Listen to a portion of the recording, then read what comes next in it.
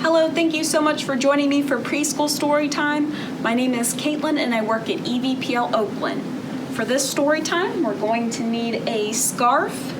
So you can use any kind of scarf you may have at home, a small washcloth, dishcloth, anything like that will work.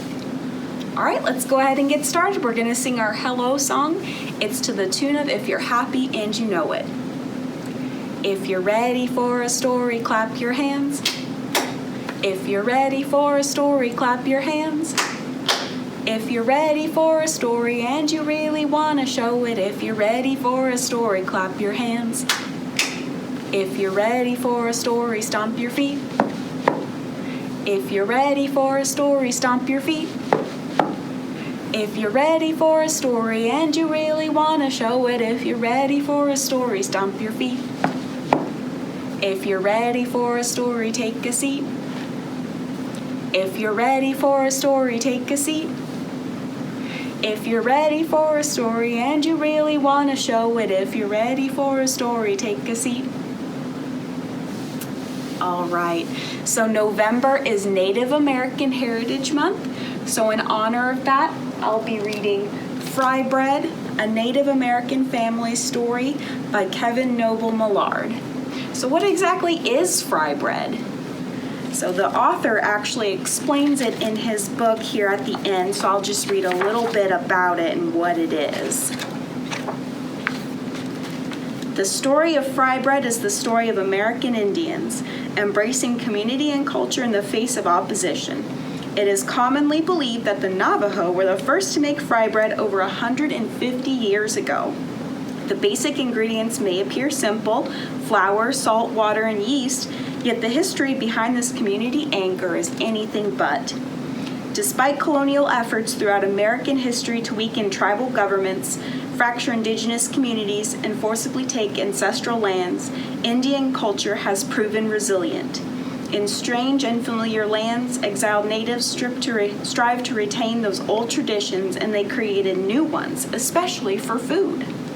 Survival meant adapting, and those ancestors isolated from familiar meats, fruits, and vegetables got by with what they had. Without the familiar indigenous crop of corn, historic farming practices and dietary traditions drastically changed. Many tribes trace the origin of modern Indian cooking to this government-caused deprivation. From federal rations of powdered, canned, and other dry government-issued foods, fry bread was born. So it's more than just a traditional food, it also symbolizes strength and unity and perseverance as well. So let's go ahead and get started.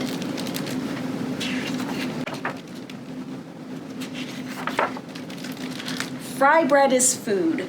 Flour, salt, water, cornmeal, baking powder, perhaps milk, maybe sugar, all mixed together in a big bowl. There are many different ways to make it.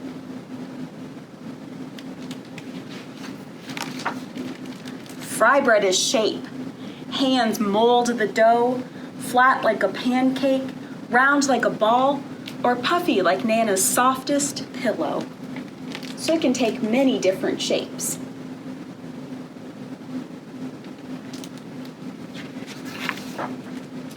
Fry bread is sound. The skillet clangs on the stove, the fire blazes from below. Drop the dough in the skillet, the bubbles sizzle and pop.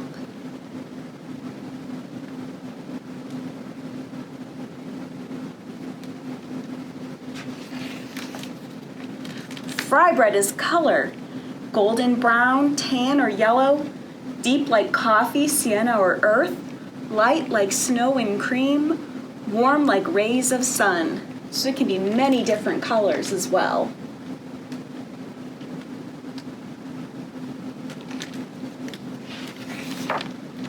Fry bread is flavor.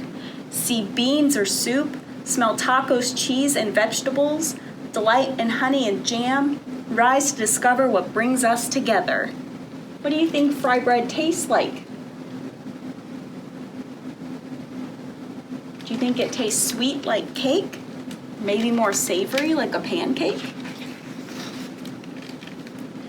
Fry bread is time. On weekdays and holidays, supper or dinner, powwows and festivals, Moments together with family and friends.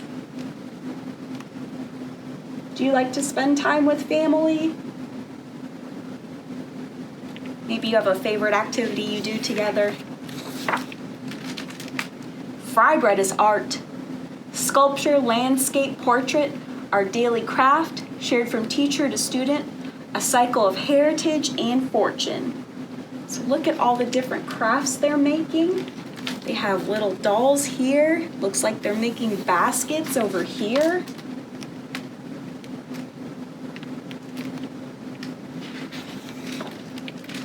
Fry bread is history. The long walk, the stolen land, strangers in our own world. With unknown food, we made new recipes from what we had.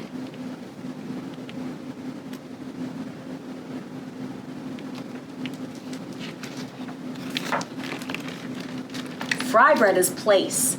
Alaska, Kansas, all the way to Maine, down to Delaware, onto Georgia, over to Oklahoma, Colorado, and California, cities and lands we call home. So lots of different places make it.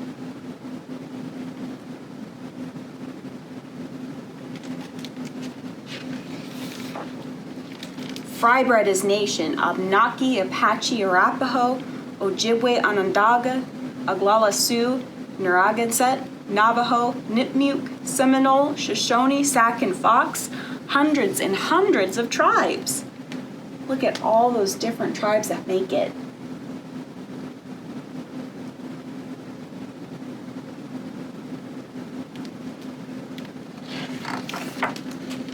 Fry bread is everything. Round, flat, large, small, north, south, east, west, brown, yellow, black, white, familiar and foreign, old and new, we come together.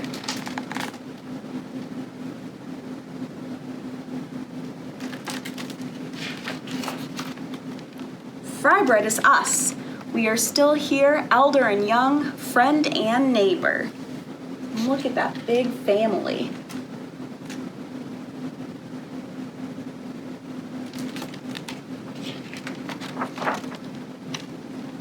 We strengthen each other to learn, change, and survive. Oh, it looks like the baby's gonna sneak a little piece.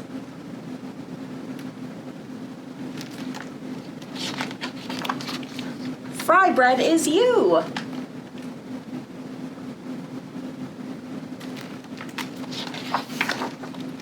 And then here is the author's recipe for his own family's fry bread. So if you want to see more of that, you can check out this book. Do you have any special treats or foods that your family makes during family gatherings or holidays? If you do, have your grown-up comment it on this video, and we can see where we all come from and what kinds of traditional foods that we make. All right, great job everyone. Now we'll need to get our scarves ready.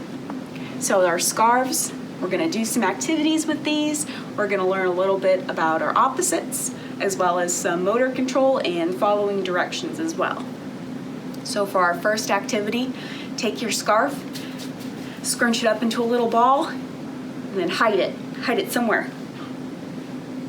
Little Bo Peep has lost her sheep and doesn't know where to find them. But if you leave them alone, they'll come home, wagging their tails behind them. Great job!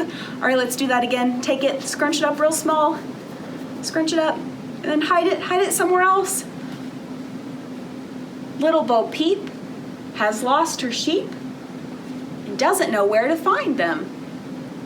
But if you leave them alone, they'll come home, wagging their tails behind them. Good job. All right, take it one more time. Scrunch it up, hide it somewhere else.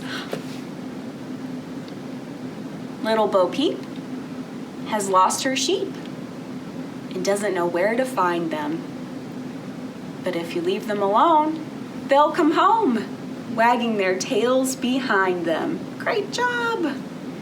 All right, our next song is to the tune of London Bridge is Falling Down. So get your scarf ready. We wave our scarves up and down. up and down, up and down. We wave our scarves up and down. Wave your scarf. We wave our scarves near, so really close to you, and far. Near and far. Near and far. We wave our scarves near and far. Wave your scarf. We wave our scarves in front and behind. Wave it behind you. In front and behind. In front and behind. We wave our scarves in front and behind. Wave your scarf. We wave our scarves fast and slow. Fast and slow. Fast and slow. We wave our scarves fast and slow. Wave your scarf. We wave our scarves up and down, up and down, up and down. We wave our scarves up and down. Wave your scarf. Great job, everyone. All right, our last one is called popcorn kernels, and it's just so much fun. So we're gonna grab our scarf again and we're gonna scrunch it up really small, just like we did the first time, remember? All right, make sure it's real hidden in there, can't see it. And then shake them. Popcorn kernels in a pot, in a pot. Shake them, shake them, shake them, shake them, shake them, shake them, till they pop, till they pop. Good job, let's do that again. All right, scrunch it up really, really small. Use your fingers. Popcorn kernels in a pot, in a pot. Shake them, shake them, shake them, shake them, shake them, shake them, till they pop, till they pop. Good job. All right, let's do that one more time. Get it, scrunch it up. Good job. Popcorn kernels in a pot, in a pot. Shake them, shake them, shake them, shake them, shake them, shake them, till they pop, till they pop. Good job. Great job. All right, thank you so much for joining me for this preschool story time. If you're interested in learning more about Native American history or culture, here's just a couple of selections of books that we have in the collection, but we have many more. So feel free to ask us, give us a call, email us, come into the library when we're open, and we can get some picked out for you. And be sure to follow us on Facebook and YouTube at EVP Library for even more story times. All right, let's go ahead and sing our goodbye song. For this, we'll need to get a rhythm going. Bread and butter, marmalade and jam. Let's say goodbye as loud as we can. Goodbye! Good job. What's the opposite of loud? That's right, it's really quiet. Bread and butter, marmalade and jam. Let's say goodbye as quiet as we can. Goodbye. It's so quiet. All right, now we're gonna go as high as we can. Pretend we have a really squeaky chipmunk voice. Bread and butter, marmalade and jam.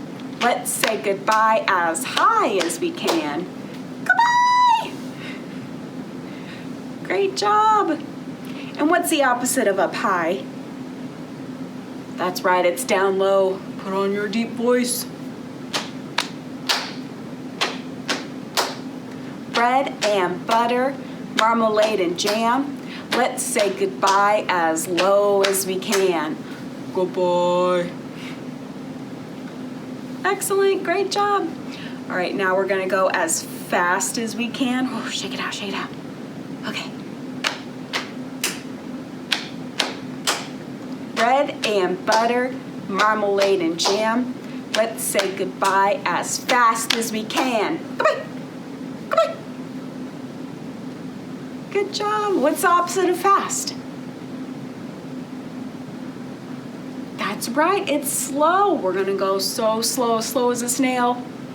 Last one. Bread and butter, marmalade and jam.